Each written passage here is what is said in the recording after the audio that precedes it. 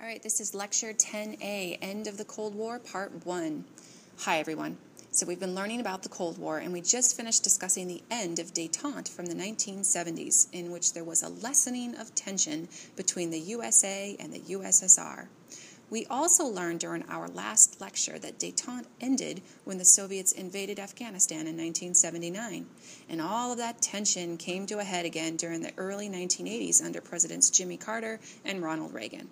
Well, clearly there isn't a Soviet Union anymore, and we don't seem to be proliferating nuclear weapons or cheesy movies like Red Dawn's.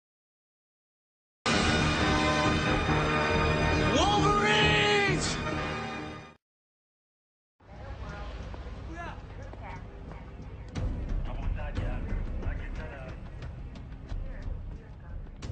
What gives? When did the Cold War end? Okay, well, that's just what we're going to discuss today.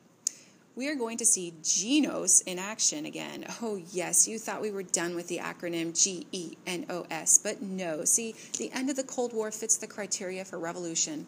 We're going to see government problems, economic problems, new ideas and philosophies, other revolutions, and social inequality, all of which will contribute to the end of the Cold War, the fall of the Berlin Wall, the creation of new nations across Eastern Europe, and the eventual breakup of the Soviet Union in 1991.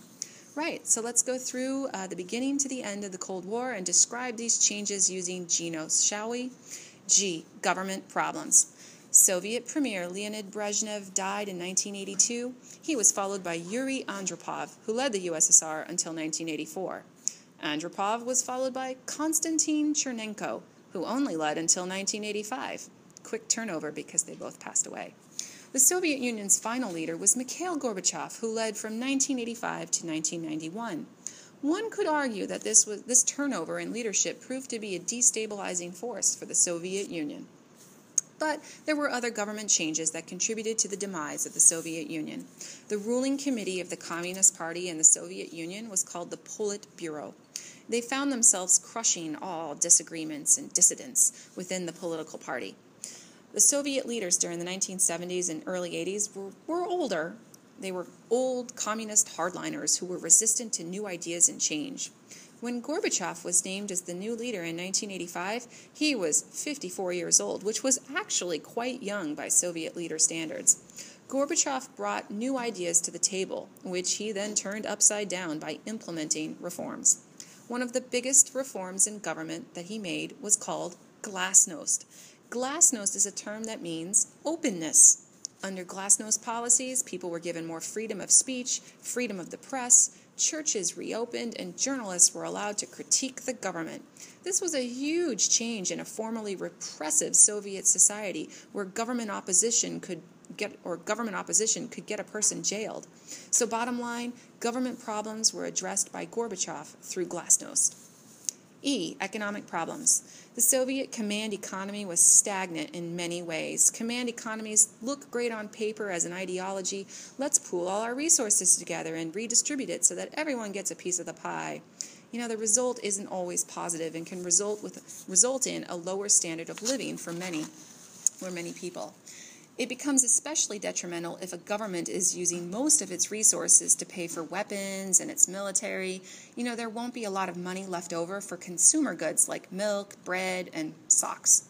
Many basic necessities or consumer products were not getting made, and people in the Soviet Union found themselves often waiting in long lines just to buy food. These economic problems were also addressed by Gorbachev under something called perestroika. Perestroika means economic restructuring.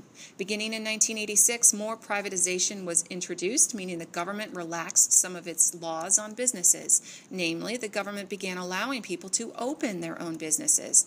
It's important to note that Gorbachev wasn't trying to end or get rid of communism. Rather, he wanted to relax things a bit to motivate people to produce more. That's one of the fundamental weaknesses, you see, of extreme socialism. People aren't always motivated to innovate if there isn't some sort of reward attached to it. That would be like Miss Malloy giving all of you a 65% no matter how much work you did in class, or like Mrs. Malloy pooling our class money together and all of you only getting one slice of pizza no matter how much money you had contributed to our pizza pool. Wait a minute, didn't we do this in class? Yeah. Well, hopefully your class was a recipient of that fun activity. If not, hey, that sounds rotten. Communism doesn't seem so equitable in practice. Communism would actually work really well if that darn self-interest and motivation didn't get in the way. Shucks. Right, so Gorbachev's economic reforms under perestroika will inspire other political reforms in 1987, including democratization or opening of the political system in the USSR.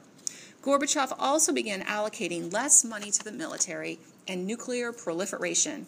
Hey, we've already learned that proliferation means you make a lot of something, like, hey, that Mrs. Malloy, she's such a prolific lecture maker, I wish she'd stop. Yeah, so Gorbachev signed a series of non-proliferation treaties with Ronald Reagan, our president at the time, including the Intermediate Range Nuclear Forces Treaty, aka the INF Treaty, which banned missiles that could travel 300 to 3,400 miles. So yay for that. N, new ideas or philosophies. Well, duh, this is an easy one. New ideas like glasnost and perestroika permeated throughout Soviet society. This led to reforms that ended with the Soviet Union actually breaking apart in 1991. But more on that next lecture. Oh, other revolutions. We're going to see pro-democracy movements in many of the Soviet satellite states in Eastern Europe. In Poland, dock workers in a city called Gdańsk started a movement called Solidarity, which was a movement of workers and protesters demanding that the government recognize their right to unionize. Lech Walesa led these workers, and the government gave in to their demands. As a result, Lech Walesa pretty much became a symbol of retaliation to the communist regime in Poland. Solidarity gave rise to a new political party that defeated the Polish Communist Party in the first free elections held in 1989, and Lech Walesa became the new president and abolished communism. Similar events happened in 1989 in Hungary. In October of 1989, the Berlin Wall came down, and in 1990, East and West Germany reunified to become Germany again. These revolutions inspired the 15 Soviet republics who made up the USSR to reconsider belonging to the Soviet Union. Many of these republics wanted to separate from the USSR and establish their own nations. Finally, S, social inequality.